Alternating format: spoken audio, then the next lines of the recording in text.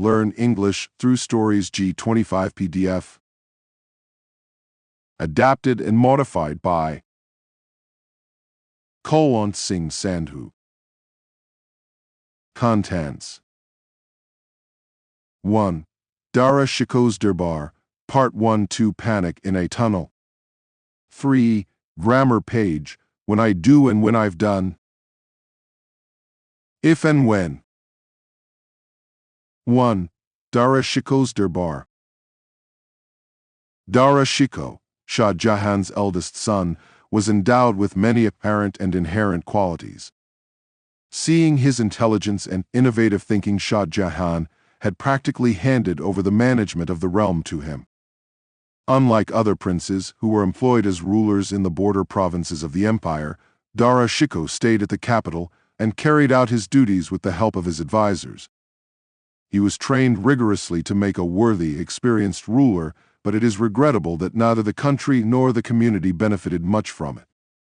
Historians believe that if Dara Shikoh had become the emperor in place of Aurangzeb, he would have contributed much more to the glory of the empire. This opinion is debatable because usually people speak highly of those who are already dead. But it is not too difficult to see that this carries some element of truth too. Prince Dara Shikoh was a follower of Akbar. He was called Akbar II for good reason, because there were many common elements in their respective outlooks. They also adopted similar strategies to manifest their ideas into reality. With his foresighted vision, he could understand that the Mughal rule in India could not be consolidated unless there was an increased mutual and harmonious give and take between the Hindus and the Muslims. He knew very well that brute force alone cannot make a lasting impact. To unify an empire, it was necessary that the rulers must win the hearts and minds of the people through universally acknowledged principles and people-friendly laws. This was more important than building stone castles. He believed that rulers should place more faith in strengthening the love of the people than merely fortifying the army. Dara Shikoh had begun to work on these principles. He had written a remarkable book where he propounded the thesis that the consolidation of Muslims depended on the goodwill and friendship of the Hindus. In his eyes, personalities like Baba Kabirdas and Guru Nanak had great importance because while other prophets accentuated differences and divisions among different groups of people, these gurus spread the message of peace and friendship. In those days, the communities of Hindus and Muslims were like two infants. Dara Shikoh thought that both these infants should be brought up with great care and affection. For the unity of the nation, Dara Shikoh followed the same policy as Akbar did. That is, these groups were not to be treated as the conquerors and the conquered, the rulers and the vanquished. Rather, every effort ought to be made for the meeting of their hearts. They should meet more frequently, and there should be marriage alliances between them. They should not be merely Hindus or Muslims, but Indians in the true sense of the term. There should be no difference between them. He was in fact even more advanced in his thinking than Akbar had been. He had endowed Hindu Rajas with honorable titles, had lifted the jizya tax which the Hindu subjects had to pay. He believed that the custom of getting married to the girls of Hindu royal families was inadequate. According to him, the Mughals should do more to establish and sustain healthy marital relations with them. He knew it very well that the Hindus considered it humiliating to have their daughters married outside the religion, while the Muslims didn't allow their own daughters to be married to the Hindus. True give and take could happen only when there was no difference between boys and girls. He felt strongly about it and was waiting for an opportunity to put this custom into practice. Prince Dara Shikoh was not only a great patriot, he was a man of great learning too. He knew all the established Indian languages, including the beautiful Sanskrit which he loved. He spent hours sitting near the fountain reading the philosophies of Patanjali or Gautama. Reflecting deeply upon these treatises, he often felt overwhelmed and wept. Apart from Asian languages, he had command over several European languages. He was conversant with Latin, Greek, and Aramaic. He was also not totally unfamiliar with the emerging languages like French, English, and German. He could understand ordinary conversations in them and could convey his own thoughts in short sentences. He was truly a multifaceted genius endowed with the talents to rule a vast empire. Dara Shikoh did not commit the same mistake as Akbar did.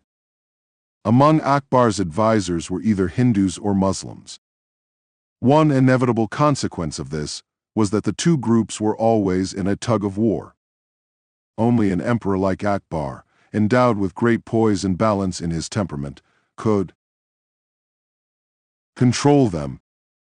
It was obvious that their advice was always colored by their ideology. Members of the two communities advised the emperor according to their ideological and communal leanings. This fear made Prince Dara Shikoh seek advice from Europeans, as they would be free of such communal prejudices. And so he first sought information from each one of his courtiers, and then sought suggestions from his European advisors before arriving at a final decision. One afternoon, Prince Dara Shikoh was seated in his Diwani Khaz, on an ornate throne in the center. Surrounding him in the court, seated according to their position in the administrative hierarchy, were his advisors dressed in formal attire. The prince's face indicated deep reflection. He had a farman in his hand. He would look at it frequently with anxious eyes and ponder long and hard over it. On his right was a gem-studded chair, on which sat Henry Busett. He was the prince's favorite advisor, whose opinion carried much weight. Next to Henry Busett was Malbecker, seated on another gem-studded chair. And on the left of the throne was seated Dr. Francois Bernier, a French traveler, lost in thought, while next to him an ambassador from Portugal, Padre Josuit, sat very still. The whole court was steeped in an astounding silence. The prince finally said, "Gentlemen, perhaps you have heard the news about the failure of the expedition to Kandahar." This brief statement took the color off the faces of those present. Everyone was dumbstruck, and no one uttered a word for many minutes. Finally, Henry Busett said, "We are deeply grieved to hear this. We are great admirers of the empire." Then, Padre Josuit said, "But I can't understand why the expedition failed. The trainers of the cannon-wielding army were mostly Europeans, who had the blessings of Lord Christ on them. Their failure cannot be explained." Saying this, he took out a small image of Christ from his locket and kissed it reverentially. Now it was the turn of Dr. Bernier. He cast a glance at his audience and said, "Dear sirs, to tell you the truth, I have my doubts about the success of this expedition from the very beginning. Prince Mohiuddin was not competent enough to lead the charge.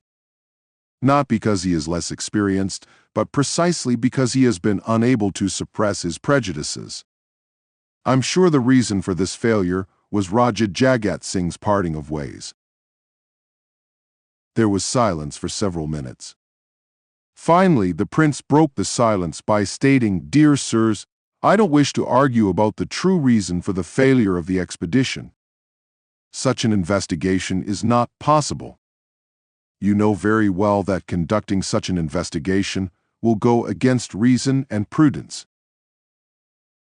The prince uttered these words haltingly. It seemed as though he was anguished by the thoughts that exercised his mind. His heart was plagued by contradictory impulses. The prince finished his statement and looked at the courtiers meaningfully. What he couldn't say in words was conveyed by his eyes. Padre Josuit replied thus, "Your Majesty, I beg your pardon.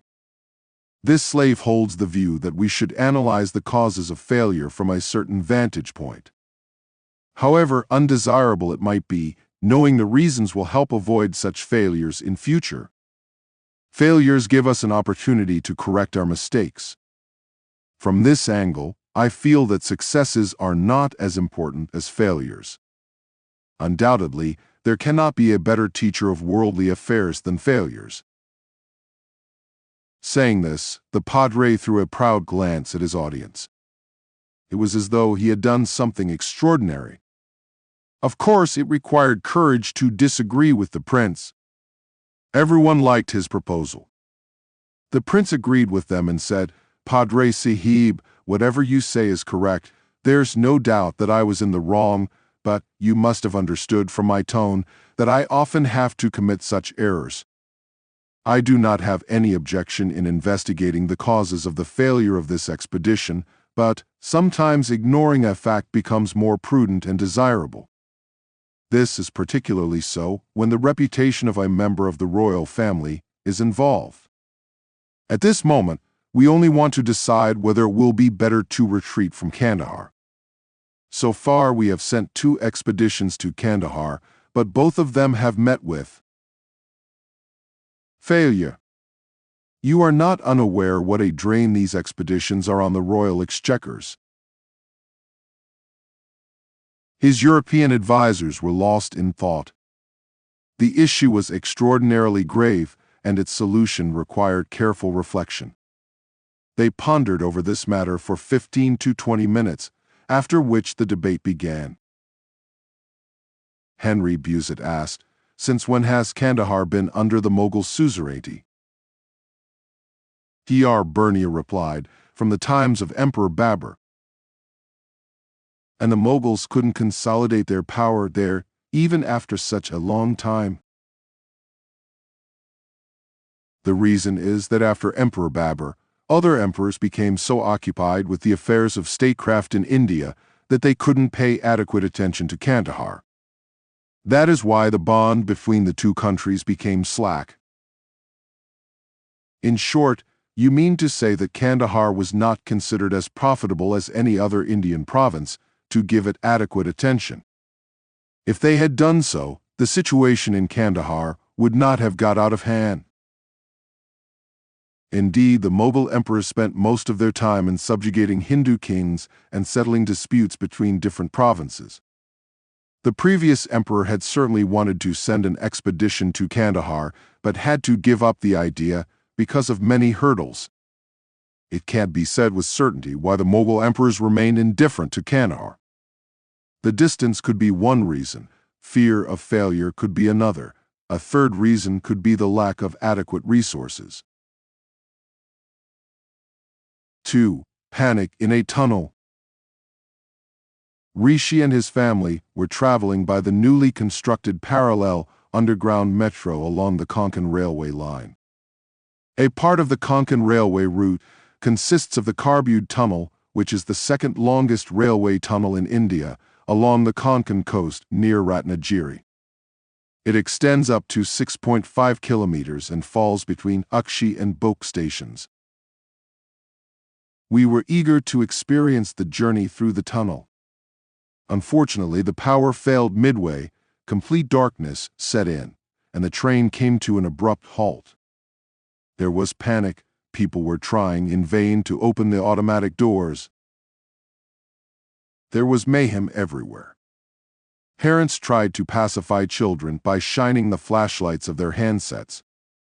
We were yearning desperately for the proverbial light at the end of the tunnel. All the passengers folded their hands in prayer. Suddenly, from nowhere, an old man knocked at the door of our compartment. It opened, and he got in. Miraculously, the lights came on, and the train began moving. Everyone began looking around for him to thank him for being their savior. He was not to be seen anywhere. We were in a state of wonder. Did we actually see the good Lord, our Savior? 3. Grammar page.